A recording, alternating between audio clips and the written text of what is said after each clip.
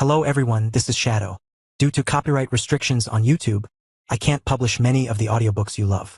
That's why I've created a special paid service where you can enjoy over 300 high-quality audiobooks from platforms like Webnovel, Pocket FM, Audible, Wuxia, and more. Each novel comes as a one-time purchase, no subscriptions, no hidden fees. After payment, you'll receive full access via Telegram, along with all future updates for that novel. You'll find a wide selection of your favorite genres and titles, always in premium audio quality.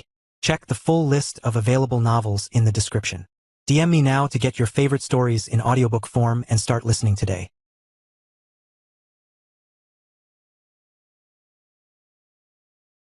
Chapter 1132. Choose a Forge. Freewebble.cm. Sapphire gave a very undignified giggle as she read the short poem about handsomeness and virility that someone, most likely Loros, had written on the commander rank charm bracelet that she had seen. The primary function was personal grooming and cleaning clothes, but the little poem gave a small bonus to the wearer's attractiveness and strength. Read in Dwarven it said, only the most rugged and manly know the value of cleanliness, but in Runic it was basically gibberish about strong arms and beards. It had started as a joke by Carl Doublespeak that had a meaning in both Runic for function and Ancient Dwarven for poetry, but the dragon hadn't realized that other than herself Carl was the only one present who spoke the language fluently. I get it now. I wonder if it works in Draconic? Sapphire pondered, then walked off to sit at another table and work on a bracelet. The dwarves chuckled and Carl shrugged. Blue dragons get like that with new knowledge. Give her a chance to test her theory and she will come finish her conversation with you. But on to important topics. I see that we have a totem and a lot of overlords. Are you all part of the same guild or group? I don't see a system tag for an organization. Hassan shook his head. No, we all research together, but we're not part of any sort of formal organization. That's a good thing, I think. If you're part of another group, it's a separation level between the crafters and the sales of the products. If you were going to be learning here and working here to make products, but there was someone in the middle looking for a cut of your income, we would have to adjust the deal so that you wouldn't end up broke. Carl explained. The blacksmiths nodded in understanding. Oh yes, that would be an issue. I know that the sculptors pay an annual fee to their association. The blacksmiths do too. But it's not a large one, it's just enough for them to keep track of everyone and send out the certificates. The Sculptors Guild leader finished his ale and rose to his feet. You've got new members to settle. I will go get the sculptors ready. They should be here in a day or two. Carl shook the dwarf's hand. I look forward to meeting your recommendations. The Darklight host has plenty of work for those with the skills. Once the sculptor was gone, Hassan looked over the dwarves from Drod, who were all gathered in the tavern now preparing for the hardest part of the transition. The bargaining for the best forge spots. Ashbringer raised his hand to get everyone's attention. As the lone guild member among the smiths, I will be the arbiter for the forge choices. The third-level forge by the entrance is already taken, but you may choose any other. He ordered. What if we were guild members? Hassan asked. Then you would have gotten to choose first as the totem-ranked smith. Then me as the longest-serving overlord. Ashbringer joked. Hassan smiled. Well, I wanted the one at the back of the room anyhow. I don't like apprentices walking back and forth in front of my door all day. So that works out perfectly. Now should we do this by lottery? Ashbringer shrugged and Sapphire looked up from her work. We used it to pick chairs when I was teaching school. Everyone write your name on a piece of paper and put it in the cup for the forge spot you want. Then I will pick one name for each spot, and any spots that weren't chosen will be available for the names that weren't picked. So it's up to luck whether you get your first choice or not. The blue dragon suggested. The dwarves considered that and then reluctantly nodded. Sapphire smiled and took out a cloth with holes cut in it and a collection of cups. You can go in any order you like. I will be using magic to pick the slips, so it doesn't matter who goes first. She instructed using her well-trained schoolteacher's tone. Carl laughed as the dwarves had a silent slap fight over who would get to drop their names first, which ended when Sapphire gave them an unamused look. Form a single file line. One at a time, drop your name in the chosen cup. She ordered, and the dwarves all fell in line, well-trained by a childhood of blue dragon clerics teaching basic school. They did fight over the spots, but they followed her orders, taking their positions by internal hierarchy that Carl didn't understand. While they were all overlords, they were from 2 different cities and at least 4 different forges. So he hadn't expected it to go so smoothly. Such was the power of the blue dragons. The line went through once, and then Sapphire lifted the curtain and removed 6 cups. There will be a second round. She declared, then cast a spell that caused names to lift and then fly to the various forges. Carl smiled. Once everyone has chosen forges, I will upgrade them with runes. Each forge can be slightly different if you have preferences for your forge fire. The victorious dwarves cheered and Ashbringer patted Hassan on the back. You should have him do yours first. If you've got a favorite form of forge fire or other conditions that work well with your skills, His runes can do a wonderful job of recreating them. I have gotten quite proficient at using Ghostfire in my forging process, and it adds an excellent chance at soul-based attack and defense bonuses to my items even without targeting them. The elderly smith nodded. That's not a bad idea. Soul defense is even more rare than soul attacks. But it's not my style. Runemaster, might I ask you to accompany me to the forge? I know just what would be perfect for my next masterpiece. Carl followed him to the forge at the back of the new crafting area. Not only would he upgrade the forge, but Carl believed that he had just the right combination of skills to give the old dwarf a proper upgrade. If he mixed the language proficiency for Ancient Dwarven, which wasn't a skill but was listed by the system, with runecrafting, it gave him the option to make a new type of skill book. Book of Dwarven Runeforging, requires master level or higher blacksmithing or runecrafting. Requires bloodline, dwarf. Chapter 1133. Master Hassan. The forges weren't actually different. They were all the same except for their position within the workspace. At least for now. Before we start with the forge upgrade, I have a question for you. How would you like to join the Darklight host? Carl asked. Hassan frowned and took out a carved stone pipe to take a long drag. Becoming a proper guild member at my age? I suppose there might be advantages. Being in the guild will also let me access the guild storage, and I'm too old to be lugging raw materials across the forge, even if there is a conveyor from the storage room. Alright, I will accept your offer, Guild Leader Carl of the Darklight host. Guild member added, Hassan Petros. Champion Carl offers knowledge, skill, Dwarven runeforging. Will be transferred to the prematurely balding Hassan. The dwarf glared at his notifications. Why the hell did you have to bring that up? I'm older than Slate is by 10 whole years. He grumbled. The messages are actually set by the system, I don't get any input into them. But now that you're in the guild, you can just grab a jar of hair growth cream and work on your hairline. Carl suggested. Hassan chuckled. It's all because of my slow childhood growth. I thought that I could do things better my own way, and I didn't make it to royal rank before I was getting old. Then I gave in and made it to Overlord and finally Totem, but my youth was long gone even with the extended lifespan. Well, now you don't need to look like the old man anymore. At least not in the beard. But before you go off on a fashion journey, what do you want me to do with your forge? Carl asked. I specialize in earth magic, so if you can add some deep earth element to the runes on the forge fire, I think that might be best for my work. Hassan offered. Carl thought about it. What about a lava forge? I've seen the demons using them made of superheated stone. With runes, there is no reason that I can't make a totem-ranked lava forge which can be hot enough to melt anything you want to work with. Oh, now that sounds interesting. Alright, let's go with that. Carl began writing the runes, including the spell inscriptions for Ghostfire and earth manipulation, onto the forge. It wasn't a quick process, but when he was finished, the space was a masterpiece completely covered in black runes. It seemed to ooze darkness until the forge was activated, then, the deep red glow of the forge flickering with blue Ghostfire flames lit up the room. Hassan didn't say anything, he simply took a block of mithril from his storage and tossed it into the totem-ranked crucible. He worked the bellows, forcing air through the works, and nodded as the crucible began to glow and the metal softened. That was perfect for what he needed. But he didn't need liquid mithril, so he pulled it with the tongs and began working on an axe head. I will let you work. Don't forget your new runic skills. Once the weapon is nearly finished, you're in for a real treat. Carl announced, then stepped back from the forge. Yes. See you soon. The dwarf was already lost in his work, so Carl began to work his way down the line, stopping at each occupied forge to give them the runes they needed.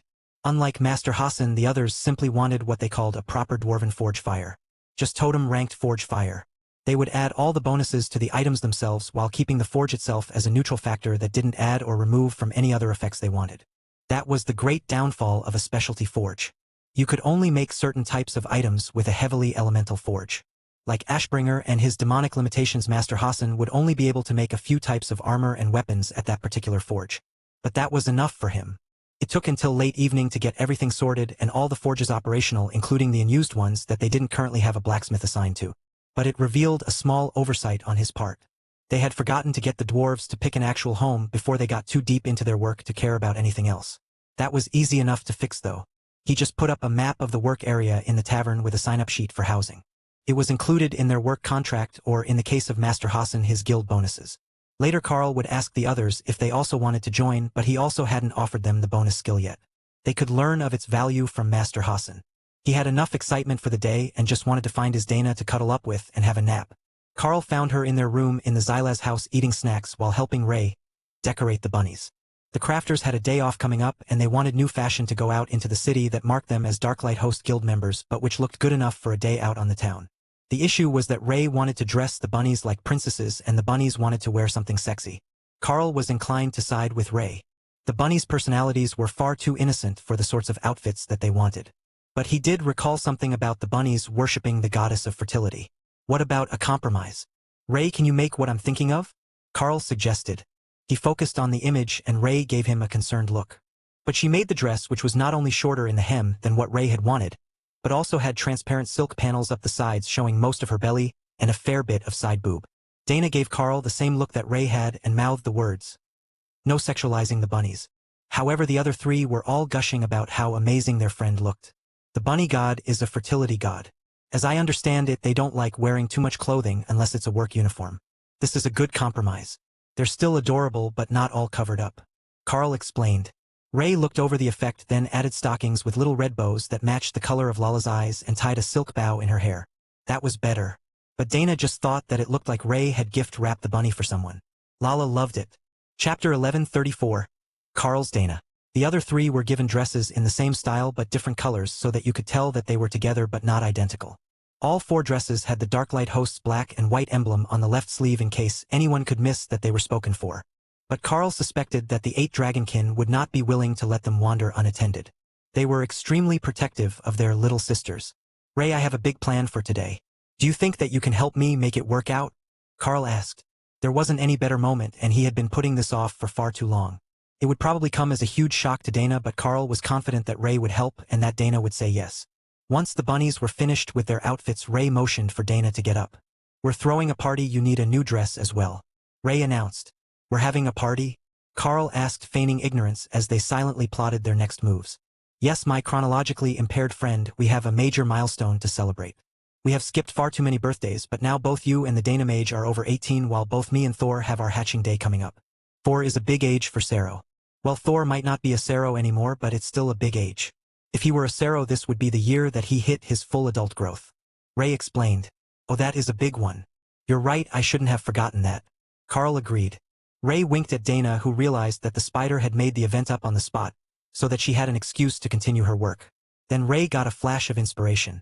We need to have a mating ceremony. Yes, that is perfect. I will talk to the Lala bunnies about the details. Now get naked and raise your arms to the side so I can work. Dana stared at her, not moving. But Carl moved to stand behind her. What do you think? Would you like to mate my lovely Dana mage? He whispered in her ear, then smirked as Dana's face flushed bright red. While she was distracted, Carl took a platinum ring from his pocket and used earth manipulation to quickly add runes to it. It wasn't easy to get all the runes for Life Link onto the band of the ring, but she was so shocked by the sudden tag team of distractions that Carl was already sliding the ring on her finger by the time that her brain recovered. Carl turned her to face him and Dana's eyes filled with happy tears as she saw him on one knee, then noticed the ring on her finger. Dana, will you marry me? Carl asked as she stood frozen. Kara laughed from her pile of loot as she ate popcorn. Ooh, this is good, you broke the Dana. You totally screwed up the order of operations. Thor noted. It's going to work. Remy insisted. Maybe if we add more sparkles? Opal offered. Dana mages only get excited about Carl and new magic. This should work. Hawk disagreed. 1,000 possibilities flashed through Dana's mind. The difference in their growth rates. The centuries of life ahead of them. All the new places to see when they were still on very different levels. The fact that Ray was impatiently waiting for her to undress so that she could start on what was totally not a wedding dress. Dana was sure that she could feel Kara watching them from somewhere, but she tuned that all out. She loved this crazy little family and she couldn't see herself giving up on Carl to go another route. Yes, I will. She agreed and flung herself in Carl's arms. I'm going to have to wait to make the dress, aren't I? Ray mentally complained, then silently Shadow stepped out of the room to leave Carl and Dana alone. Even Kara left her space to go play with the gargoyles. They could use a bit of privacy for this part. And a reinforcement of the soundproofing spells in the bedroom. Tessa and Thor were relaxing on the sofa reading the same novel when Kara appeared with a tray of snacks which brought Lotus and the bunnies right behind her. They were eating those before the badger stole them. What's got Kara all worked up today? I haven't seen her this smug in a while. Tessa asked. The Carl is mating Dana. Thor replied proudly. They do that fairly often. Tessa reminded him. Ray flicked Thor on the head. He means that Carl asked Dana to marry him. We set up the perfect ambush when I was dressing the Lala bunnies. Lotus squealed in joy and turned to run up the stairs before Ray caught her. You can congratulate them later. They are busy now. Lotus grabbed Ray by the hands and spun her in circles. Good work, excellent work. I didn't think that they would ever get around to it. But an ambush proposal? That had to be your idea. Ray frowned. He sprung the trap too early. I had an outfit in mind. Don't you think that would have given it away? Lotus asked as she stopped spinning around Ray. Ray shrugged. I will just ask Opal to edit it when she makes the replay. Opal isn't watching everything that happens in the house, is she? Tessa asked, suddenly concerned. Ray smirked. Opal sees everything. I always liked this part of the romance books. Steamy, spicy, all the good stuff. Opal agreed. Tessa gave Ray a suspicious look, not sure if she was liking the implications of that. But the Lala bunnies were all laughing and poking each other while making quiet jokes about all the silly things they had done since they settled into their new rooms. Ray's suspicions were confirmed. Bunnies really were too pure for this world. Chapter 1135. Spread the joy. Standing at the top of the stairs after a brief affectionate moment with Carl, Dana did her best not to laugh. She had changed into a different dress and Carl had on a new shirt, as she may have mistakenly torn his with her beast form's claws when she got excited. But they were intending to go down and give everyone the good news. Carl wrapped his arms around her shoulders and waited as they listened to the group. Are you ready to go face them? He asked softly. I think so. I just need to mentally brace myself. Dana agreed. Carl took her hand and escorted her down the stairs, waiting for the moment that Lotus saw that they were out of their room. Ah, there she is. I have to see it. You got a ring, right? Pretty one? Dana held out her hand, showing the platinum ring with its runes and the diamonds set in it. Ooh, and it's a Carl special. Lotus held up Dana's hand so that everyone could see. For 2 seconds before the pair were swarmed with bunnies. Congratulations, Miss Dana. Yay, wedding. Dana stroked their ears as the girls celebrated. Then noticed the look Tessa and Naksha were sharing. Would you like to see? She asked. Of course. We're just wondering where we're going to do the wedding. There could be some very important guests there. Naksha replied. Dana hadn't even thought of that. The guest list for the wedding should have their friends from the raiding team, probably the other Alliance Guild Masters, their friends from Drod, whoever Carl intended to invite, then Supreme Lady Matilda and their parents. She would be happy not to see her useless father again, but her mother would be heartbroken if she knew that she had missed her daughter's wedding. Then there were Carl's parents. His mom was a sweetheart. It was all overwhelming, but she had good friends and they could certainly help with some of the details. Maybe they even had a specialist here who could do some of the details for her. Wedding organizers were a thing in the Golden Dragon Nation. Carl noticed when Dana began to hyperventilate and picked her up to set her on one of his hips. The distraction when he bounced her broke Dana from her thoughts and she swatted at his shoulder. Put me down, I'm wearing a skirt. Carl relented, then kissed her forehead. Welcome back. I thought we'd lost you for a moment. Don't worry too much, we have a bunch of clerics, including one who is centuries old. I am sure that at least one of them has trained for this moment. The air shimmered around them and an old woman in black robes walked through with a familiar totem-ranked vampire who was being led by a leash on a collar around her neck. Dana had to work to hide her surprise at the situation while Tiffany was pretending that none of them existed. All right. I will end your punishment early, but no trying to run off on me again. Matilda insisted, then ended the spell that was linking Tiffany to her. The collar and leash vanished and the vampire was magically changed into a white and red dress that matched what Ray had just dressed the Lala bunnies in. Tiffany sighed and rolled her eyes. She really was only leaving for coffee. She had no idea what sequence of events would have led to her not returning as the Chaos Dragon had seen in her vision. I heard my name and wedding planning, so I came as soon as I could. Supreme Lady Matilda declared. Then Azov, immortal regent of Sholaha, stepped out of a portal beside her. Matilda, we have talked about this. He began, then saw how excited everyone was. Wait, I missed something. Carl smiled at the confused immortal. I would like to invite you to my wedding. We haven't set the date yet, but Miss Dana said yes to my proposal. The immortal sighed, then smiled. I would be honored. And now I understand why Lady Matilda felt the need to suddenly show up here. Matilda looked around the room. Will we even have enough room here? We might need to rent a venue. Azov, do you have a good spot in the city? I'm sure that we can touch up the right venue to be suitable for a wedding. Then the dragon plucked Dana from Carl's hands. We are going to have so much fun. Come along, ladies, we have much to do. Then everyone was gone, leaving Thor and Carl standing alone in the living room. We will be back later. I will take care of the Dana. Kara assured Carl from wherever they went. Try not to let her get too overwhelmed and don't let them talk over her ideas. Carl agreed. Matilda knows. Well, she knows many things, but she also knows how to do this. The badger had a good point. A dragon that could see the future was probably a wonderful wedding planner. Carl winked at Thor. Well, what should we do today? They've stolen our women for the wedding planning. Thor shrugged. I was thinking of transforming to go have a nice nap in the tiny world. The pond in his space had been made for when he was still Sero-sized and Thor couldn't bring himself to alter it. So he either needed to reduce his size or he wouldn't totally fit in the pond. But there was a full lake for him to lounge in inside the tiny world. Carl laughed. In that case, I should probably get some work done. We've got enough requests already and we've got sculptors coming soon. Thor laughed. Yes, make all the warriors extra stabby. It will make Ray happy even if you're using dwarf armor and not her clothes. Good point. Enjoy your nap and I will start working on the last of the armor sets that are in the guild storage. Let me know if you get any fun ideas for later. Chapter 1136. Sculptors. Carl was nearly out of armor sets when he got the message from Sapphire that the sculptors had arrived. The dwarves were still in the yard when Carl walked out of the library. The workmanship of the aging stone building had pulled them into intense discussion on what could be done to the old barracks building without completely tearing it down, but Carl could tell that they were also enjoying the stress relief of the healing totem in the yard. All of them had luggage with them on top of what was surely in their inventory. Good afternoon, gentlemen. I am Carl, the Drod branch leader of the Darklight host. It's a pleasure to meet you all. The dwarves nodded politely and one middle-aged man stepped forward. I am Master Geralt. I am looking forward to working with you. From what we have seen, Drod is quite different from Bara, but in a good way. Quite friendly. The other dwarves laughed and the master shrugged. I thought that the best way to get here would be a straight line down the side streets. But apparently demons don't build their cities that way. We may have ended up in the more interesting parts of town. Carl laughed and shook his head. If you came here from the portal platform, you didn't. There are some interesting sorts on the west side, but the east side is where all the questionable activities happen. I recommend that you not go before you're familiar with the city at the very least. The demons are quite friendly though. At least most of the time. The other sculptors were openly laughing now. He got beat up by an old woman for cutting through her yard and punched in the face by some massive feathered guy for talking to his wife. One of the others explained. Carl gave the master sculptor a sympathetic pat on the shoulder. I will find you a primer to demon culture. But fear not, we've got a whole workspace filled primarily with dwarves and at least one of them can surely help you acclimatize. There are a few others working here, primarily demons. But some orcs, dragonkin and others. Plus the dragon and the beastkin who usually work at the Xylaz Alliance house. Geralt smiled.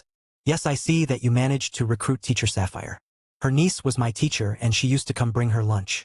Everyone knows the dragon, it seems. She was the teacher for our master blacksmith as well. Geralt looked around, then spotted Hassan, who was leaning against the entry of the workshop and smoking his stone pipe. Master Hassan. It's good to see you. Hassan harumphed and rolled his eyes.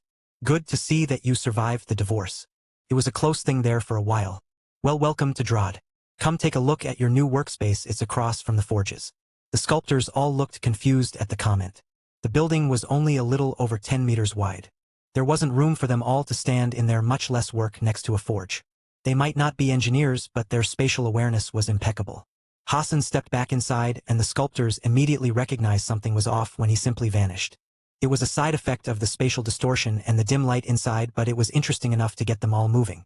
The 10 sculptors pulled their luggage inside and paused by the entrance. Carl raised his voice to be sure everyone heard him. Everyone, welcome to your new home. This is the crafting space of the Darklight host Drod branch. Hassan, have the smith's chosen rooms yet? The master smith nodded. We did it after we ate. It's not like the place is crowded. There are hundreds of rooms. Carl nodded. Well, there is workspace for that many if you're working 3 shifts at the forge or working in pairs.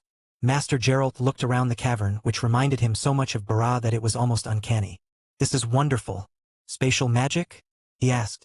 Technically an illusionary domain that we filled with earth magic. It's a form of space magic, but not a fully spatial spell. Carl explained. All right, we can put our gear away and get to work. The guild appointment said that we would be expected to create a demonstration piece to prove that we were qualified. Geralt explained. Certainly. Pick a room and come back in 10 minutes. I will have a collection of items available for you to work with. Technically Tion would. But it was the same thing for the sculptors. Like the smiths, they had gotten 1 totem and 9 overlords.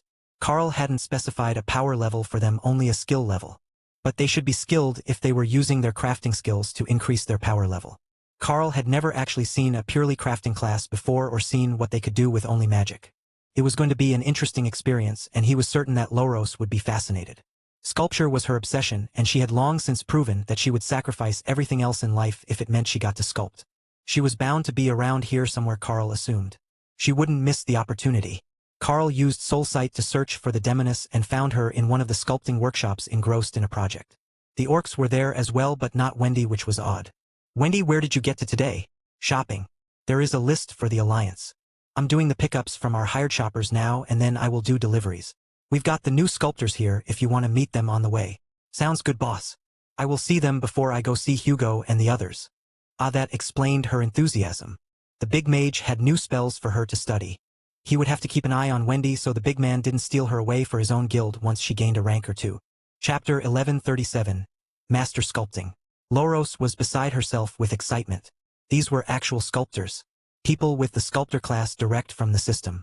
She had gotten the warrior class and sculpting was her obsession, so she didn't have all the cool special skills that these masters were likely to have. The sculptors came into the workspace when they had dropped off their luggage and found that there were a dozen colors of stone, all overlord and totem ranked. We weren't sure what sort of stone you would like today, so I had Tion make a bunch for you to choose from. I do hope that the quality isn't an issue. We chose them for quality so that they could be upgraded by our runecrafters. A common statue made of mana jade or other mana-compatible materials can turn into a magnificently powerful item. Carl explained. Oh, that will work wonderfully. We have to be careful if a stone is too weak, but we can also add some abilities to our statues as we make them. Not to the extent that a blacksmith or others can, but our art is sculpting, not equipment making. Master Geralt explained. Each of the sculptors picked a piece while Loros stood eagerly beside Carl waiting for them to start. Are you not going to join us? Geralt asked. She shook her head. I've never seen someone with the actual sculptor class. I want to see how you do it. I carve all my pieces by hand as I have the warrior class. So this is a big thing to me. The dwarves chuckled as they realized it was her obsession and each examined their stone, focusing magic into it.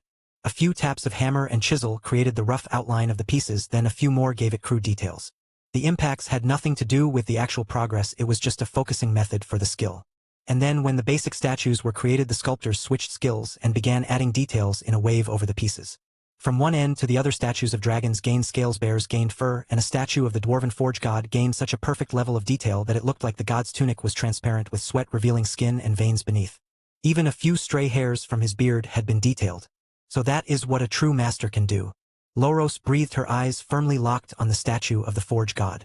How he had managed to get the veins in the marble to line up with the veins on the statue's arms, Carl didn't know. But it was possible that he simply adjusted the stone itself to be precisely what he needed. Carl smiled at Geralt. Well, there is no doubt that is a true masterpiece of the sculptor's craft. But it's a bit of a shame if we put it away. How about I carve a blessing into the bottom of the base and we put him on display? Geralt nodded and grabbed the statue to put it up on a tilted display stand that either appeared from his storage or was created on the spot. Carl thought about what needed to go into the poem and then began to rearrange the runes into one large decorative knot without losing the meaning. Whiskey, ale, steel, and stone. The dwarves need the mountains as surely as flesh and bone. Melt the mithril, build your home. Patience and power make true art with a hammer's tone. Carl nodded in satisfaction as he gave up only 4 lines into the poem. He was only part dwarf, right? That should be enough of an excuse for the abruptness of his horrible poetry. He carved the design into the bottom of the statue and sighed as the whole thing pulsed with golden divine light. Statue of the forge god, totem rank, epic grade. Grants a bonus to all crafted items within 100 meters dependent upon skill and materials used. The dwarves stared at the statue for a few seconds. What a strange description. It's epic grade, but it only has one vague bonus. Does that mean it's actually a divine blessing? Or is it just not telling us how much of a bonus or what sort? One of the sculptors asked. Carl shrugged. It should be a divine blessing of sorts. But I don't know what you'll get. Geralt stroked his beard and nodded. 100 meters. I guess we should put it in the tavern then. It's right in the middle of town. Carl smiled. This wasn't really a town. But in a way it was, wasn't it? They would have to replace the staff at some point with real people instead of illusions which Opal had programmed to run things for now. And at that point, what difference would there be between merchants and barmaids in the cavern and the same people on the outskirts of the city?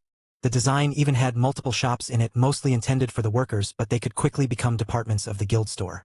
It would give the city guard constant headaches to see hundreds of people coming and going through the gates of the guild house every day, but the more that they had in stock, the more customers they were going to draw. All that was left was to have Ray acquire some tailors and leather workers, and they would have enough people to fully stock the shops. Maybe he could make it alliance-specific? No, that wouldn't give the guard any fewer headaches with all the totem-ranked and mythic visitors who would be showing up at random to do their shopping. If there was one thing that Carl knew about them, it was that they liked doing their shopping in person and not sending a personal shopper for anything that mattered to them. Groceries, yes. Furniture, clothing, or equipment? No. Well, it could remain 2/3 empty for now, and he would hire workers to tend the shops. Chapter 1138. Extra capacity. Carl wasn't the only one with thoughts about what could be done with all the extra space, though. Sapphire stormed into the workshop seconds later with a red-robed dragon priestess who looked much too excited. Tell him what you told me. The blue dragon insisted. The goddess says that you made a space for us. The commander rank red dragon insisted. Oh, that is brilliant. Yes, I believe that I did. Come with me. Gentlemen, we will return.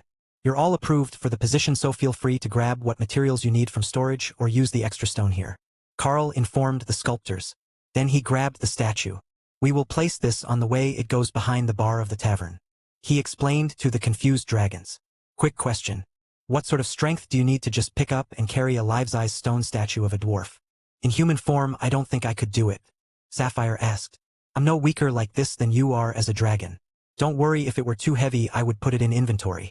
Carl led the way to the tavern where the helpful illusionary barmaid served both ladies honey wine in pint glasses the moment they entered. How did they even know? The red dragon asked. I often wonder that. They shouldn't know anything that their creator doesn't. But they're made by a glasswing butterfly and she simply knows things. Sapphire replied. It's in the book on how to stock a temple for the winter. I read it a few weeks ago while preparing a new play, Opal informed Carl. Carl's amusement made Sapphire gesture for him to speak his mind. She read a book on how to stock a temple for the winter to make one of her plays more realistic. The honey wine is one of the items in the list, so she assumed all clerics drink it. Sapphire laughed. Well, she's not wrong. The blue dragon moved a spare keg from the middle of the back shelf and Carl replaced it with the statue, then put the keg in an empty rack to the side. Perfect. That's nearly exactly in the middle of the city for maximum coverage of the statue's blessing. Now I have a spot in mind. It's near the front closest to the market area, which is currently empty. What is the church's position on having the orphan staff vegetable stalls? We have nature clerics and druids to make the food, but we don't have enough cooks on staff at the moment to make dinner for everyone every day. I should probably hire more of them, but we only have 3 right now. Carl asked. The red dragon smiled. We actively encourage our children to hold productive positions in society. We can even have the older ones cook if supplies and funding are sufficient. Carl patted her on the shoulder. There is no fear of running out of funds. I won't charge you for the supplies or the cooking implements. But I do need you to cook for 30 hungry dwarves 3 times a day plus whoever you bring here for the orphanage. Sapphire laughed. So that's your plan? Exploit child labor? Carl shook his head. No. Exploit orphan child labor. But I will pay them a proper wage. That's half the staffing that we need covered, and we don't even need to look for them. They've already been found. Now I just need to find some barmaids and likely some extra cleaners. Unless there are enough orphans in the city for that job too. The 2 dragons began to laugh as Carl waited for an answer. There are hundreds of orphan children in the city. And that's just inside the city. Working conditions in Drod, especially in the sprawl, aren't great. Plus crime is high. It leaves a fair number of children for the church and they're overflowing their current building. The red dragon replied. Well, it looks like you've got some expansion work to do, matron. Sorry, I didn't catch your name. Blacklaw. At least that's what my name translates to in common. Matron Blacklaw then. We will also provide magical rings to help the children clean. This whole area will need to be maintained, even the empty areas will need at least twice a month dusting. But with the rings you should only need 10 or so children to keep up. If the dwarves are really messy we will approve more cleaners. Oh, and one on the early morning shift at the tavern to clean before breakfast every day. We will serve the food your orphanage makes as well, but I will get proper staff for the tavern. Carl explained. We have a few who have aged out of the orphanage as ascended demons. They're working part-time in the sprawl, so I will ask them if they want to work here. I have heard that you hired caretaker Joe as well. Matron Blacklaw asked. Carl turned to look toward the house. I'm not heartless enough to kick her out of her home even though we bought it from the city. She's still caretaker Joe and we found her a newt beastkin to work as her assistant. If you 2 know each other you can find her in the house. Her room is on the 3rd floor, but she's always busy with something. You'll have to get someone to let you up though. The gargoyles might not let anyone but guild members go up unattended. Sapphire sighed. Do you just take in every random person you meet? Of course not. But these ones were recommended by the red dragon god. Should be fine. That reminds me, did you find a chance to visit the library here? I know you had to pass through it to come visit. The blue dragon's eyes sparkled. It is a wonderful library. Many ancient and rare tomes, much better than I had expected out of a guild house. I will show my apprentices to it later. Apprentices should read in their spare time, it's good for the mind. Then she paused. You just sidetracked me from my questions about hiring policy by mentioning the library.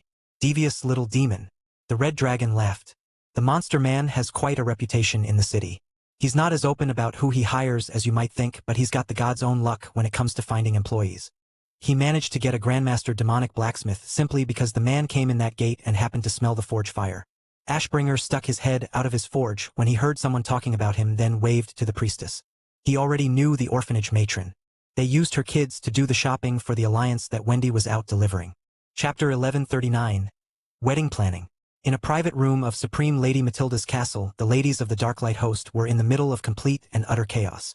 Matilda's method of planning was to bring out every possible option side by side and see what her visions said about how those things would work together, then ask the others what they thought to see if that would change the visions. What about this color for the bridesmaids? The ancient chaos dragon asked. I like that one. Kara commended her, but everyone else just looked confused. You're not holding anything that we can see, Dana informed her. Oh, and it's such a pretty shade. Shame that nobody can see it. Feel how smooth it is. Dana reached out, then stopped when her fingers touched something impossibly soft, almost like silk, but it felt like it partially merged with your finger as you touched it, like running your finger through warm water. Tiffany sighed.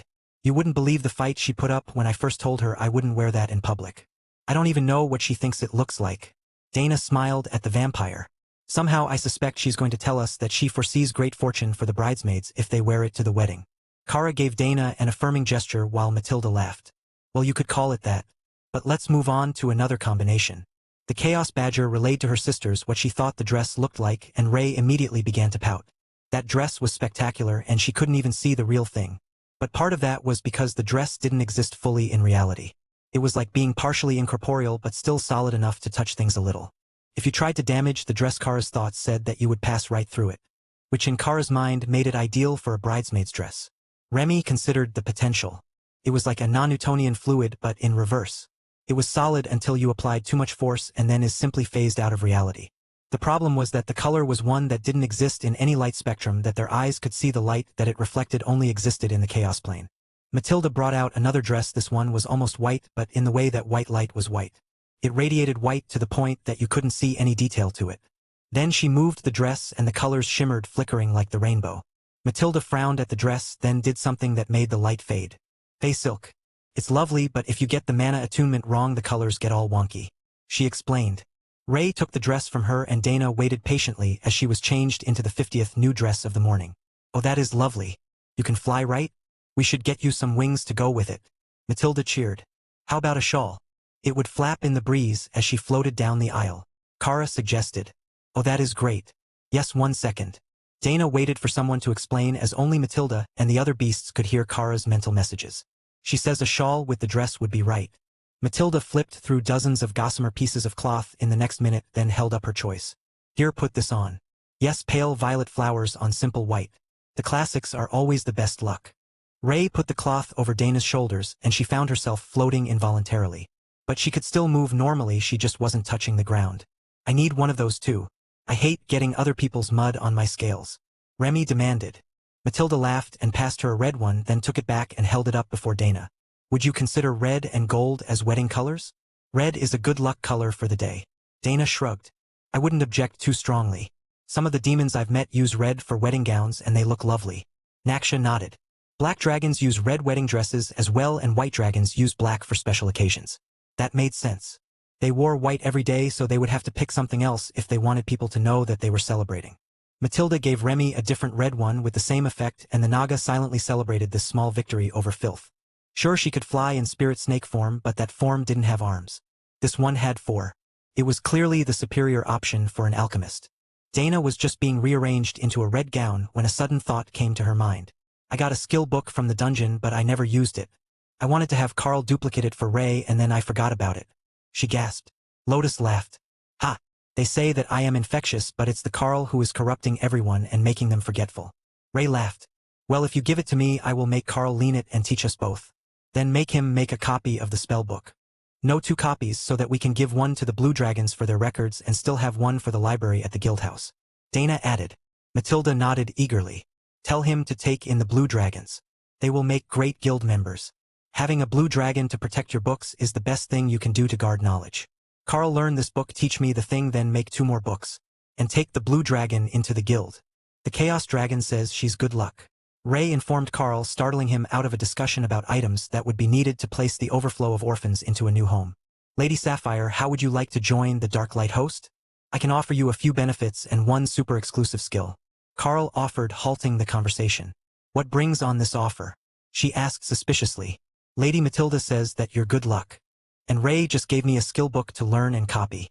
I know how blue dragons feel about those, even if they're not inscriptionists. Actually make it 2 bits of exclusive knowledge. I bet that you can learn both. Carl explained. I'm listening. Chapter 1140. Lady Sapphire. Carl sent a guild invite, then took out the book of golem duplication and immediately learned it. The look on Sapphire's face when the book vanished was priceless, but she still accepted the offer. Guild member added, Sapphire. Champion Carl offers knowledge, skill book. Will be transferred to the curious maiden Sapphire. Champion Carl offers knowledge, skill, eternal lightning. Will be transferred to the curious maiden Sapphire. There we go. The promised super exclusive skill. Only blue dragons and Thor have been able to learn it so far. You need very high affinity for both holy and lightning magic, and blue dragon breath is lightning. The other skill allows you to make skill books of any skill that you know, similar to an inscriptionist. The skill goes well with runecrafting, as we already know the language, so we can do it much faster than others. Sapphire's eyes glowed with divine favor and the dragon laughed out loud. You know, I think I understand now why the dragon gods like you so much. You make no sense at all. The red dragon priestess nodded energetically. She had absolutely no idea what was going on, but she could feel the divine reaction to whatever Carl had done, so it had to have pleased the god of knowledge. Carl focused for a moment and taught the golem duplication skill to Ray through her space, but teaching it back to Dana would have to wait until they were face to face again. I don't suppose that someone would tell me what is going on? Does this affect the schedule to order the furniture for the orphanage? The red dragon priestess asked. Carl shook his head. Not at all. I will send a runner to order it all now and get the building stocked before the evening so you can move in. I put furniture in many of the units with an illusion, but this building is still empty, and none of the others would be suitable for an orphanage's setup as they are. I just inducted the lovely Miss Sapphire into the guild and taught her a unique skill for blue dragons. A unique skill for blue dragons? How do you know something like that? It's actually an evolved form of the refreshing lightning barrier that the lightning Sero have. If you help them evolve with holy magic, there is a chance that their skill will evolve as well. In Thor's case, his did, and it's highly compatible with the blue dragons. Sapphire huffed and lightning crackled around her mouth before the eternal lightning barrier formed. Then he taught me how to write skill books for any skill that I know, and the goddess got really excited. She added, What does that have to do with the orphanage? She asked, confused. Nothing. One of my guild members gave me a book of golem duplication, and it reminded me to do all that other stuff. The red dragon shook her head. This guild is a strange one, but I can tell already that it's going to be an adventure for the children. Now, is this the building? I can see that working. How much renovation are we allowed to do to it? Carl shrugged. It's made of totem-ranked stone, so the changes that you are physically able to make are limited. But I don't mind what you do to the interior. Repaint, change the flooring, put in new lights. Whatever works best for your situation. I know that most of the orphans will want more light than this region normally has, but it should be good for helping them get to sleep when the cave is always dark. Carl agreed. The priestess smiled. You have a good point. We're not going to be able to take down the walls if they're that strong. But that should also make it quiet inside, unlike the wooden buildings in the sprawl where you can hear people stomping from 3 floors away. Carl frowned in sympathy. That sounded truly horrible. Especially for a house full of children. Carl led the way in, and the 2 dragons examined the interior of the building, which was designed to be Singe worker apartments. Well, this is perfect. We don't actually need the kitchen facilities in most of the units, as the kids are too young to cook for themselves. But I think that if we reorganize it, we can room one older child with the younger ones. Right now we've got them on rotating helper duties. But that could be changed to an assigned group to help with their studies and late-night issues like a need for snacks. Well, when there are actually snacks in the house. Most of the time the orphanages are operating on the standard rice and beans diet, and that's not really snack food. Carl chuckled. Oh, ye of little creativity. If you add a bit of spice and then pan-fry them, you can make excellent snacks with the leftovers. At home, the church acolytes made leftover balls to feed to the horses, but Lotus learned that you can save some for yourself and fry them into a spicy snack for later. Green dragon acolyte or silver? The red dragon priestess asked. Green naturally. But I wouldn't have thought that the silver dragon clerics were on that list. The 2 dragons chuckled. They get lost in their magical studies and exhaust themselves until they can't walk. So they like to have something to eat with them. The red dragon clerics seem like the we eat on a schedule sorts, and the blue dragons would lose their mind if someone brought snacks into the library, so they definitely have a meal schedule. Carl joked. Sticky little acolyte fingerprints are the bane of our existence. Sapphire agreed. Now are all the suites like this? The red dragon asked, bringing them back on track. Carl shook his head. Only the first 2 floors. The top floor is larger suites with a 2nd bedroom. But I know how the orphanages are always crowded, and I have an idea on how to use those well. Sapphire laughed. Just the fact that there are so many bathrooms will make the children cry in joy. Most orphanages have a boys' and girls' common bathroom and showers. If they're lucky, they might have them on multiple floors. Chapter 1141. Infinite Golem Glitch. 15 minutes later, Misty and Rain, the Dryad furniture makers, were at the entrance to the upgraded workspace, staring at the area in wonder. This is incredible. So much space. Greetings, Guild Leader Carl Priestesses. What did you need us for today? Please say that it's a full decoration of all these buildings. Business has been slow lately.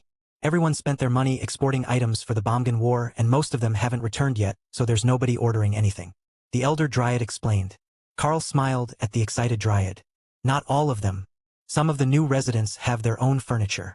First, we need you to do the orphanage building for as many as you consider reasonable to house inside. If you can make the top floor double dorms, 2 beds in each of the large bedrooms, 1 on either wall, the others can be much higher density. Then single rooms for how many? Priestess? Just me. We're short on clergy, but the older children help out and we pay them until they go off to find their own work. It helps get them ready for the world. She replied. All right, a suite for the matron on the main floor, I think. Then suites for the older kids at the top, so they pass by all the younger kids and their supervisors on the way down. We will let Matron Blackclaw sort the sleeping arrangements, but we will need plenty of beds, workbenches for schoolwork in the common areas. What else? A nursery. Many will drop off newborns at the orphanages. Then a convalescent room for the Red Dragons. It is customary that they give birth at an orphanage, as the church raises all of our children. The Red Dragon Priestess added. Misty smiled. Don't worry, Matron. This will be the greatest orphanage that you've ever had the pleasure of managing. Will this be the teacher? Sapphire shook her head. I am one of the new crafters for the guild. I will call on one of my brothers to teach here. A strong male influence helps balance the attitudes of the children and keeps them from acting out.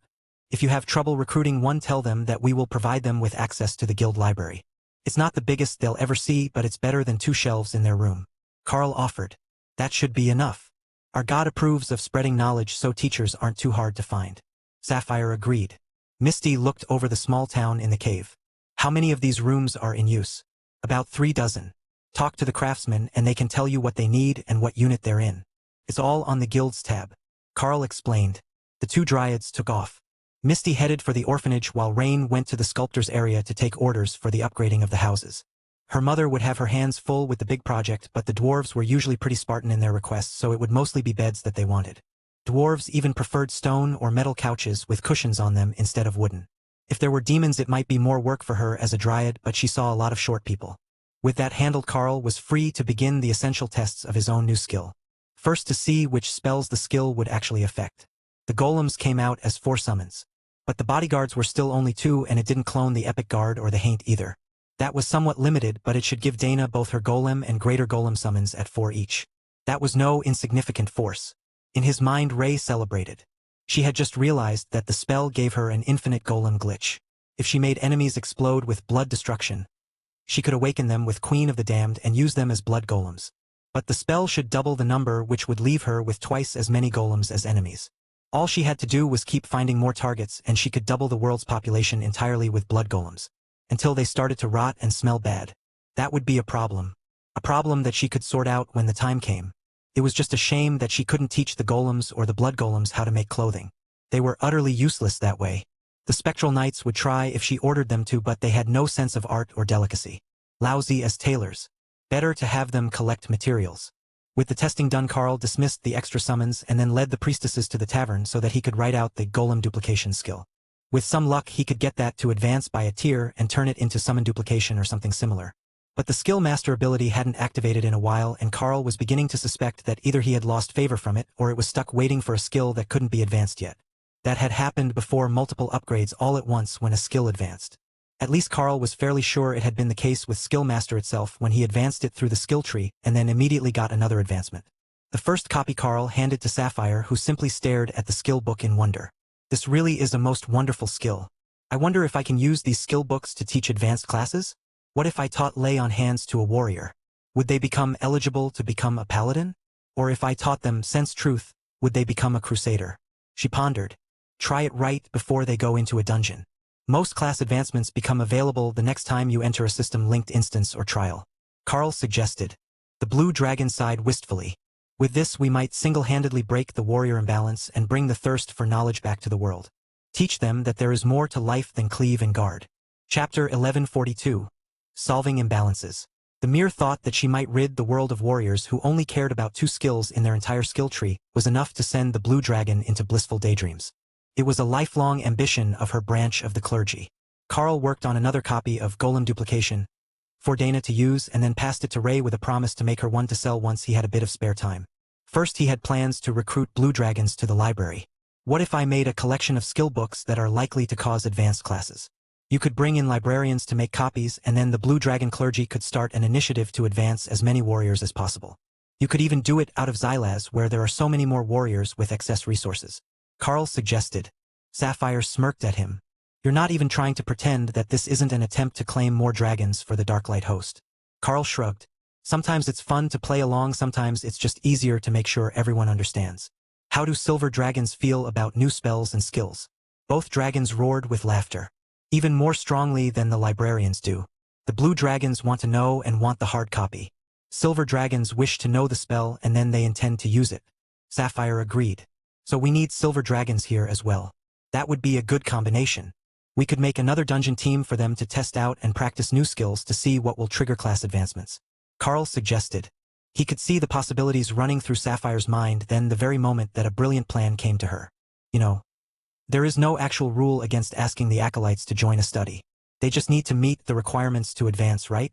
We could grab all those warriors that the red dragons keep around and train as guards for merchants and such. They are already being trained by the clergy, so there is no harm in making them into something more useful than a basic warrior template. She suggested. Matron Blackclaw looked vaguely offended. The mercenary guards that the Red Dragon clerics trained were chosen from the finest fighters among the orphans, and the Red Dragons did not appreciate others calling them useless. But Sapphire was already making plans and wondering if she should call home to the Sholaha and Kapi region temples to gather volunteers. Between the two nations there should be at least 10,000 warriors in training at any given time. Even a 1% volunteer rate would give them statistically significant data. The only issue was that they needed them all to be the same ranks so that they could send healers with them into test dungeons and properly vet the results. That was a clergy issue, not a Carl issue. All he had to do was make sure that there was a variety of skill books for the blue dragons to copy so that they could properly test their students, and the theory that it only took one appropriate skill to trigger a class change away from the basic group. Carl knew that there were a few skills that would help warriors advance to a better class, but the ones that Sapphire had in mind were mostly tanking classes.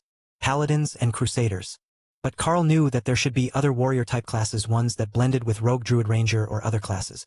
The issue was that he could only make and teach skills that he already knew, so he needed to help diversify the skills of his beasts before he would be able to teach the warriors really incredible skills. Hawk scoffed at Carl's thoughts. Warriors were just meat puppets, weren't they? They existed to be taunted from the air, and they couldn't even shoot back. But Thor had different ideas. Wasn't Sister Ray a stealthy warrior when she started? Her initial abilities were mostly just sneaking up on people and punching holes in them. Maybe that was a rogue instead? But surely warriors could be taught to do that too, couldn't they? Warriors could also use bows so they could do ranger things. Just not well. That was it. Warriors were just the crappy version of all the other physical fighting classes. Wasn't that just too cruel though? Why would so many people get the worst class? At least give them a better barrier so they could be a good tank or something. Hawk couldn't argue with that. Warriors were a prey species for sure. Carl tried not to laugh as the pair slagged the warriors. Their ideas were helping him plan what he could do to reduce the number of basic warriors though. It might only take a single skill for another class that was just compatible enough with them that they would push through on a new path. The new class might not be ultra-rare or powerful, but it should be a step up from the basic classes that were most common. For example, the whole group of specialty rogues that they had doing runecrafting in Xylaz. They had different skills than regular rogues, and if the base class could create their own solid weapons from nothing, they would gain a distinct advantage with the skills they already had. At least situationally. So the next thing that Carl needed to do was to either burn some skill points getting random books or start combining the basic abilities of everyone until he got new skills he could teach warriors. If he gave them a beast space, it would most likely make them beast rangers or something similar to it. But if he gave them a combination of mental fortitude and an attack spell, they should be able to become a battle mage of some sort. If they were bright enough. Not all warriors were stupid. But all mages had to be at least moderately intelligent. Chapter 1143. Just the right skill. He had been focusing on trade skills for so long that Carl had nearly forgotten the potential of the basic skills to other elites. Well, people. Since everyone here had a good chance at the system, not just the precious few. Come to think of it, he didn't really have many basic skills. The beasts each only had a few, and they were very specialized. But he could try. He had Rend and Ray had Spear. She didn't use it often, but she had it. The two combined fairly easily, and Crosscut skill formed in Carl's mind. That was still a warrior-type skill, but a good one. What if he combined Crosscut with Walk on Air? That made Blade Dance an epic grade skill. Now that might not give someone a new class, but it really did sound like it might awaken some sort of upgraded warrior at the lower ranks. The more powerful you got, the less likely Carl thought that it would be that a new skill would improve your class. After all, the mythic tanks had skills like limited invulnerability, and it hadn't done anything for them to get out of the warrior class lock. Well, Dave was the only one who had that skill for certain, and he was a druid, but the concept was the same. Carl started to write out the blade dance skill as they waited for the dryads to finish their work on the furniture, and found that it was remarkably short. For some reason, warrior skills were always the easiest ones to write. Rend was barely more than a pamphlet in skill book form. Oh, that wasn't a bad idea. Short books were best. What if he combined Gravity Slam with Chain Lightning? Lightning Stomp was a skill that Thor could get excited about, so Carl taught it to him right away, though he wasn't sure that it was the sort of skill that would be far enough from a warrior's specialties to count. Just seeing Thor happily stomping around his space with crackling lightning boots on his feet was worth the effort. He already knew that you couldn't just teach the warriors a wizard spell directly. They wouldn't be compatible. But other physical skills should be a bit more versatile. This was harder than he thought that it would be. Mostly because he had no idea what skills would actually work to trigger a class advancement that wasn't just Spicy Warrior. But still, it was not a simple task. You could try teaching them Spicy Tornado. Maybe around themselves with a spinning blade? Warriors seem like they would enjoy lotus spinning dances. Hawk suggested. You're probably not wrong. We can try that later and see if they can use Flaming Vortex after a few tweaks. Carl agreed. Carl finished Blade Dance, and Sapphire immediately took the book from him, then used a skill to open it so she could read it without risking using it. You know, even if you do use it, you can just make another copy. I was thinking that might make for an advanced warrior class. It's intended to be used with a spear, so it might make something more noble than hack and slash. Carl explained. The Red Dragon matron laughed. I like how you two are so in tune that Carl just starts making books while we wait, even though the plan to bring in warrior trainees isn't finalized. Sapphire shrugged. It will happen. Now that we can teach them more skills easily, we should be able to change their futures. Carl nodded and then thought of a new combination. If he combined Rampage with Fireball and Iron within the body improvement skill that had started his adaptation away from mostly human, that should make a good skill. Elemental's Wrath Epic Grade Transformation Skill. Ignores 10% of each attack's damage, adds 250% fire damage to all attacks, causes Berserk. Increasing strength by 100%. We need the Ophelia here. Hawk noted. A giant flaming extra Berserk bear would be hilarious. Ooh, teach it to Kara. I want to see a Berserk Kara. Remy cheered in Carl's mind. That was a scary thought. Did you have another idea? Sapphire asked. There is a skill called Elemental's Wrath, an epic grade transformation skill. It's a berserk state that adds damage reduction and fire damage. I'm not sure if it's something I should make for the warriors or not. Matron Blackclaw chuckled. You can make it for me if you want. A rampaging red dragon might be what it takes to make these kids behave for more than a day. Champion Carl offers knowledge, skill, Elemental's Wrath. Will be transferred to the strict Matron Blackclaw. The red dragon began to laugh. Oh yes, this is wonderful. Those little brats won't stand a chance during combat training. Carl frowned. I am trusting you not to abuse this newfound ability. The matron waved off his concern. I have been responsible for the military training for promising orphans in Drod for many years. Rest assured that I won't be using Rampage to beat children. Well, not young ones. You get my point. Sapphire snickered softly at the matron's excitement. That is what happens when you flip the switch within a red dragon. They go from patient orphanage matron to battle-crazed drill instructor in the blink of an eye. Carl nodded. I see that now. I will make another copy of the book later to add to the library just in case we need to make more copies for future visitors. Sapphire smiled. I will call more of my sisters over to make duplicates for the Dragon God's library. They should be coming with the volunteers anyhow, but I will ensure that they send sisters with the inscription skill so they can copy the books. Lord Drod was not going to be particularly happy with their training plan. But the dungeon here was royal ranked, so they could test weaker trainees with a better chance of advancing. It was only logical to do the project here instead of in Xylaz. Though if it worked well, they could expand it to the Guild Alliance members and start sorting out their imbalance. That was nearly 1,000 potential volunteers who were already familiar with the eccentricities of the Darklight host and eager to make a name for themselves among the dungeon teams. Carl focused on the possibilities as he worked on finding another exceptional combination. Not the chaos that a rampaging Kara could cause. She was very happy with her new skill. If Carl didn't want her to have it, he shouldn't have learned it himself. Shared skills worked both ways. Chapter 1144. Theme chosen. The process of picking the perfect wedding theme was not a fast one. It wasn't that either Dana or Matilda were trying to be difficult, but there were so many options, and every time someone got a great idea of what to add to the ceremony, that changed how one of the ideas would work with the others, and then they had to adjust it all over again. Fortunately for them, they had Opal on their side. She could recreate everything that they visualized so that everyone could do a live critique of how it worked. Dana knew that the ceremony wouldn't be small as they had many friends and allies. But her idea of reasonable and Matilda's idea of reasonable were very different. Even Naksha thought that it might be wise to invite the entire Golden Divine Academy to the wedding. When they had a church wedding, they typically invited the entire church in their city. So dragons typically got married with 5 to 10,000 people in attendance. It wasn't a big ceremony unless they were leaders of the church, but it was expected that everyone would take an hour or two out of their day to support the couple with their presence. They also cast a group blessing on the ceremony to bring good luck and fertility. That part was another point of contention. Given the amount of divine favor that their group attracted, if she really did agree to the blessing, how long would it be before she was pregnant? Was she ready for that? And what species would the children even be? Not that she had a particular basis, but she had long found that Carl's cat demon transformation was much more comfortable to sleep next to, and she wasn't sure how she felt about the chance of having kittens. Or would they be fox kits? A hybrid?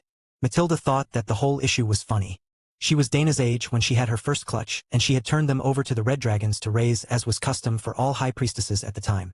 That way they didn't grow up in unearned privilege or gain an unseemly attitude thanks to a parent's wealth. You know, that is an option. We've got an orphanage at the Drod Guild House now. You could have the red dragons raise your kittens so you wouldn't have to stop traveling with us. They would be right there, and the dragons don't deny you visitation. Everyone knows who is a child of clergy and who is an actual orphan anyhow. Ray suggested. Wait, back up. Since when do we have an orphanage at the guild house? Dana asked. Ray shrugged. About 3 days now. Time flows differently there than it does here. Carl arranged it after we left because he needed people to work the shops for the new crafters in the expanded workshop village. He's even got leatherworker and tailors coming to slave for me. Tessa gave Ray a disapproving look, and the spider relented. Do the work of crafting the boring stuff for me, she amended. Where did they even find tailors up to your standard? Ophelia asked. Ray puffed up in pride. The city governor talked to a friend in Nerid, and they sent over a whole group of spider beastkin for us. They will know how to work with proper materials for sure. Dana sighed. Let me get this right. You found out that Carl was bringing in more craftsmen to make items for the guild store, and then had him talk to the city's governor, who brought in a whole group of workers from another nation on the other side of the continent just because you thought that spider beastkin would be better at working with spider silk? Ray smiled, showing her pointed teeth. He really is good to me. They even found a whole group of overlords so that they can make the pretty stuff that all the Alliance members want. That gives me all the time I need to decorate my Dana for her wedding. She was quite pleased with this setup.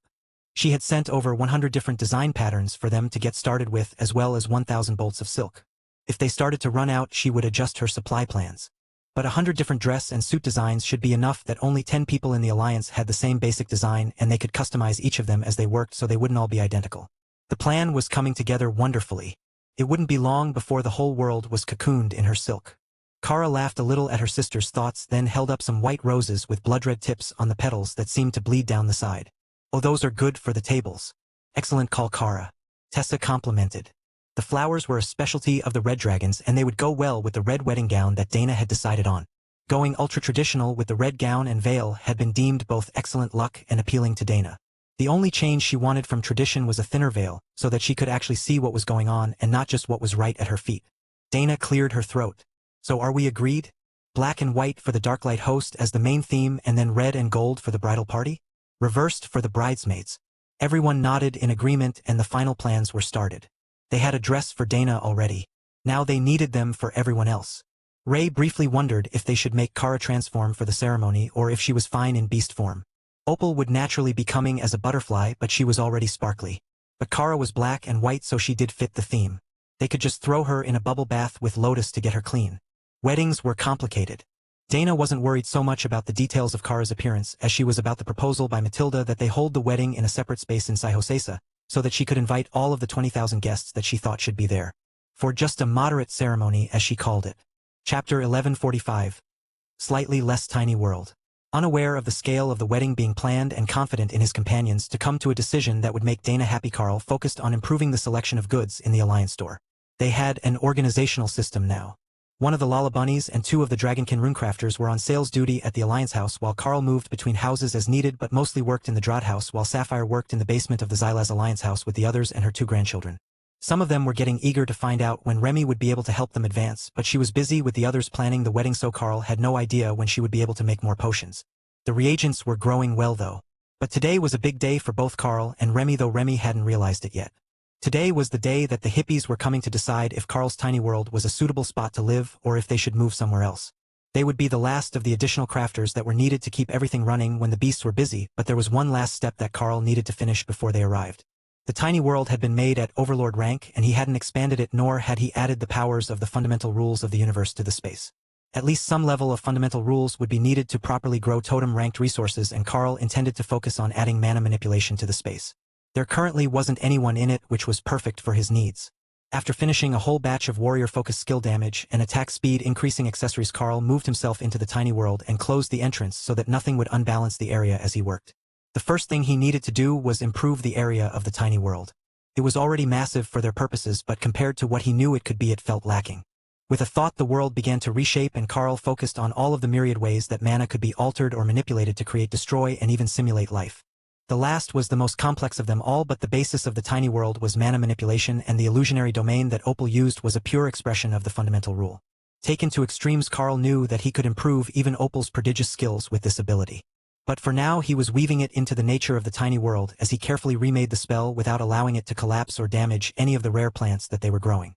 That was possibly the most important part. Some of the plants were literally irreplaceable, as the anomalies they had come from no longer existed. Unless Remy or the others had a viable copy in their spaces, these could very well be the last ones in existence. The area covered by the tiny world soared, and Carl found himself with an irresistible urge to transform. Avatar shifted him into the image of a world dragon, and suddenly the manipulation of the tiny world became effortless.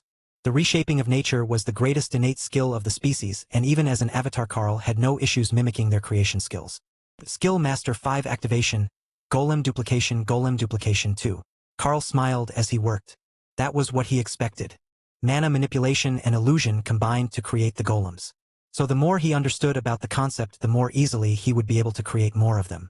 He wouldn't be shocked if other skills advanced soon as well. Carl sat with his eyes closed, using his other senses to let him know how the plants were doing as he mentally envisioned an expansion to the tiny world. Not just simple grasslands. No, he expanded the mountain range at the edge of the space behind him, then added a village within the mountain complete with everything that dwarven crafters could ask for. He had practice with that after all.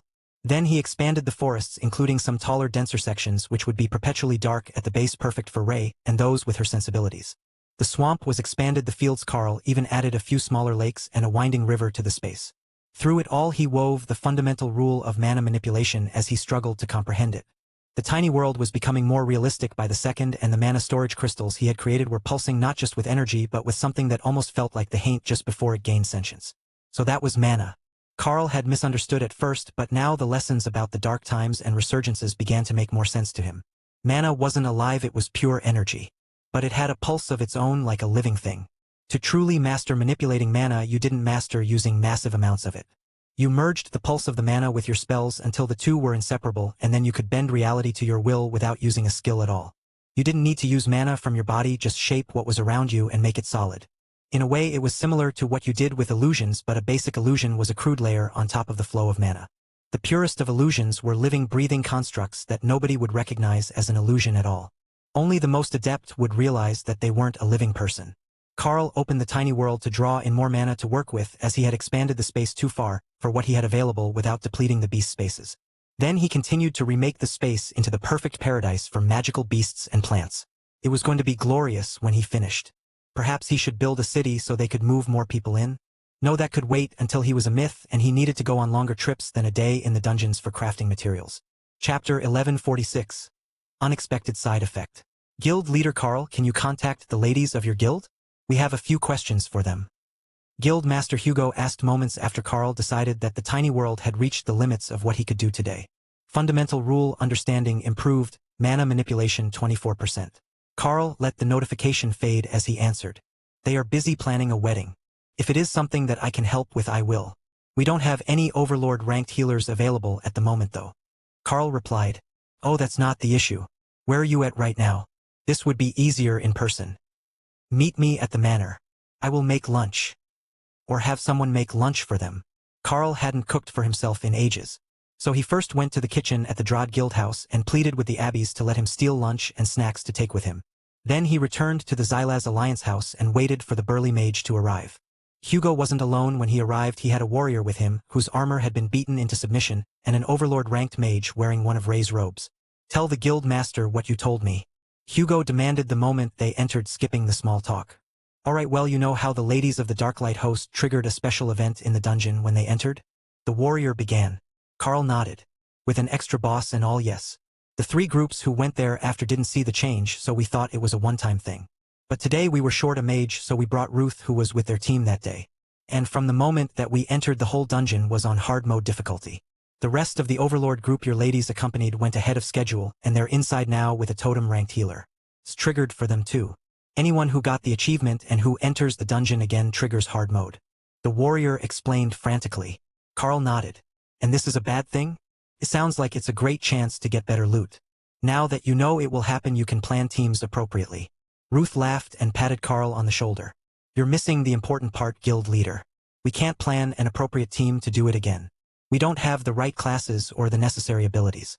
Our team managed to finish the dungeon, but it took 8 hours and we barely survived. Unless we suddenly have a whole different dungeon team, there is no way that we can do that every week. The hard mode difficulty requires that we either bring your ladies or that those of us who got the achievement never go in that dungeon again. She informed him in a dry tone. Carl shrugged. I can likely help you resolve that issue.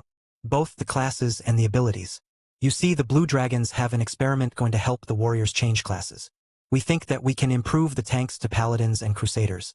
Then we will work on skills for the others to make them better than basic warrior damage dealers. But as far as abilities, I can make accessories with the core skills you will need until the tanks can advance. It's not a big deal for me to make them all amulets or something with limited invulnerability on it. If they're beastkin or dragonkin, they should be able to use bestial regeneration as well. That will take a load off the healers, who we can give extra mana storage and more efficient healing items to. Hard mode isn't impossible, as you proved already. It's just a matter of gear and composition. Hugo took a seat and placed a bottle of rum from his inventory on the table, then poured himself a healthy dose into a cup of coffee. What are the odds that you can make warriors into paladins? The class is all defensive and healing skills. But it really is perfect for the tanks. He asked. Almost guaranteed. Is there a system link trial or area that isn't a dungeon here? Carl asked. Hugo nodded. The Dragon Temple has a trial ground for testing cleric improvements. We can ask them to borrow it. Carl smiled. I will tell them that it's a project of the Blue Dragons and they shouldn't give us too much hassle. Bring more of the Overlord ranked tanks here and we will see who can become a paladin. Sapphire, we need you upstairs. I found Overlord ranked volunteers to become paladins if you can teach them to lay on hands. The Blue Dragon ran up with a book in her arms, the skill book in question, and then paused when she looked at the warrior in damaged armor. This is the volunteer. He doesn't look like the sort. The warrior laughed. No, I am one of the team leaders, not a tank. I only came to explain the issue we had in the dungeon. The tanks are on their way. Carl, will you also be making them items if they advance their class? Hugo asked. Carl nodded. If they can make it to Paladin and reduce the warrior overload, I will gift 1 epic grade Overlord ranked item to them as an advancement present. Suitable to their role as tank, of course. Hugo smiled. Very generous of you. Now we just have to hope that the plan works. Sapphire laughed. Oh, I don't think that it will be an issue. I have studied the skill that Carl has in the library archives, and I believe that he will be able to make sure that the advancement happens even if we have to give them another extra skill. Carl's expression made Hugo laugh. The monster man surely could do it, but he was sure that Carl had just been volunteered for extra work by the knowledge-obsessed dragon.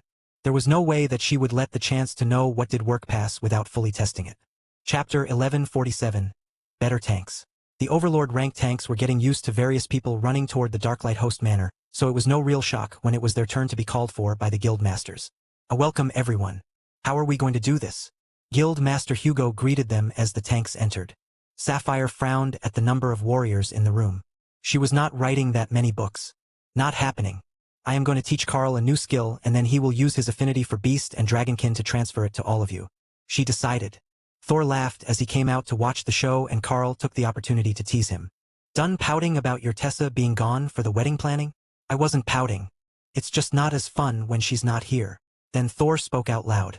I will create a consecrated area that should make the spell transfer more effective. Consecration certainly wouldn't hurt anything, Carl assumed. Sapphire gave him the lay on hands book, and Carl opened the cover, learning the spell while Tion snorted in derision. Such an inferior healing spell, he complained. It's an introductory spell for warriors. Carl reminded him. That made sense to the little fox. Warriors tended to be brutish and dumb but dangerous. Thor activated the circle of holy magic around Carl and motioned for the nearest warrior to come forward. One at a time, and Carl will teach as many of you the skill as possible. Thor instructed. The first of the tanks stepped forward into the circle of holy light and Carl extended his finger while speaking in ancient Dwarven. Poke! Champion Carl offers knowledge. The warrior looked stunned as he stepped back and another man took his spot. But it was more than just stunned. He was in the class upgrade menu as the application of the lay on hands skill had immediately triggered the option to advance to paladin, and the system had been waiting multiple ranks for him to get a skill that would unlock a class option. Unlike Carl's group, who went into the dungeon or trial the moment that they suspected that they would be able to advance, these warriors had been through the dungeon hundreds of times after they became eligible. They just didn't have the qualifications to unlock any of the other classes. Hugo realized what was going on the moment that the second man's gaze went vacant and arranged for the others to move them to a safe sitting spot while they explored the class options. Oh, this is wonderful. So many not warriors. Sapphire sighed with a wistful expression. Hugo chuckled. Are we doing all the warriors? Because I have a few mages who wouldn't mind a chance to leave the basic class. Carl shrugged. It's more likely to work with the lower level members. Most of the totems and myths should already have other skills that should have activated the option. But if there are still some stuck in base classes, I can at least try. Hugo shook his head. I meant the overlord ranked mages. The rest can work it out on their own. We recruited them for their skills. If that's the case, then I don't see an issue with doing some of them later when I have an appropriate skill picked to try to trigger an advancement. Mages are a bit more tricky as there are so many ways that they can go. But I only know a few options for warriors. Either Paladin, Crusader, Berserker, or possibly Blood Knight. But I'm not sure that the skill I have in mind will trigger that last one. Hugo looked intrigued but not nearly as excited as Sapphire. What do you think will trigger Blood Knight? Life Steal? That might do if you have an advanced version. She suggested. I have Life Steal and Essence Transfer, which is basically an advanced Life Steal. One of the two should be able to trigger the class, I think. Carl agreed. What would you use to trigger Crusaders? Hugo asked. Holy Blast. The mage smiled. Yeah, that makes sense. If there is any spell that would create a Crusader from a warrior, that's the one. Carl motioned for more of the tanks to come forward so that they could finish their work for the evening. The success rate had been 100% so far, and that was a wonderful sign for the experiments that Sapphire was hoping to run. An hour later, they had a full team of paladins with no more standard warriors among the tanks for the overlord ranked teams. You know, we're going to ask you to at least try for the totem ranked tanks, right? Perhaps not all paladins, but there are still entry-class warriors among them. Carl shrugged. No harm in trying. If you want to bring them by, I can try now. Or I can get started on the gifts for our new paladins. The warriors had completely forgotten about that. The class alone was a huge gift for them, so a free bit of gear was just an extra bonus far beyond what they would have expected. Alright, bring the totems over and let's make them all not warriors. That should improve the next run's results. I don't know what we're going to do about the whole advanced dungeon situation though. If we improve the gear for all the overlords, that will solve it easily enough, but it might be necessary to start giving out some improved skills to the damage dealers as well. If the tanks are improved and still taking too much damage for the healers to work with, it's either a gear issue or the damage dealer slacking. But a couple of long-duration damage skills like golems can help make up for some of both of those issues. Sapphire nodded. All mages should be golem mages at this point. There is no good reason for them not to be. Hugo gave her a confused look. You mean other than the fact that the local branch of the church only sells 5 golem skill books a year? Sapphire shrugged. They're a lot of work and we don't like doing it. Hugo chuckled. And now I have the real reason. But you have a point. Not all inscriptionists are in the church library, so someone should have managed to make a business of selling golem skill books by now. They're just hoarding them to drive the price up. Drive the price up, you say? Carl asked. I should have kept my mouth shut. But yes, the golem skill book goes for as much as a totem-ranked armor suit. Carl smiled. Well, I think that I can likely do it for a bit less than that. Guild Alliance special pricing. However, they have to bring snacks. They were getting desperately short on kitchen staff with all the new additions. Hello everyone, this is Shadow. Due to copyright restrictions on YouTube, I can't publish many of the audiobooks you love. That's why I've created a special paid service where you can enjoy over 300 high-quality audiobooks from platforms like Webnovel, Pocket FM, Audible, Wuxia, and more. Each novel comes as a one-time purchase, no subscriptions, no hidden fees. After payment, you'll receive full access via Telegram, along with all future updates for that novel. You'll find a wide selection of your favorite genres and titles, always in premium audio quality. Check the full list of available novels in the description. DM me now to get your favorite stories in audiobook form and start listening today.